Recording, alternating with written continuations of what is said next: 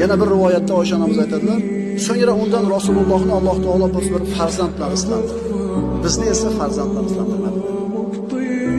Ammo Moriya onamizni quvonchi, xursandchilik uzoqqa cho'zilmadi. 2 yilga yetib yetmasdan o'g'li Ibrohim vafot etdi. 2 yoshga yetmasdan vafot etdi. Chunki Alloh taolo Muhammad alayhisalomning o'g'illaridan birontasi tirik qolishini xohlamagan. Ma kana Muhammadun aba ahadin min rijalikum dedi Alloh taolo.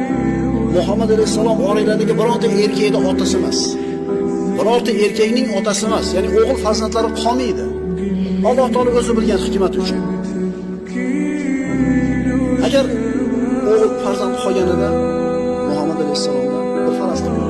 Bu albatta ma'sum bo'lmasdi, begunoh bo'lmasdi. Undan xato gunoh sodir bo'lishi aniq edi. Shunda bu qilgan xatosi kimga nisbat qilinar edi?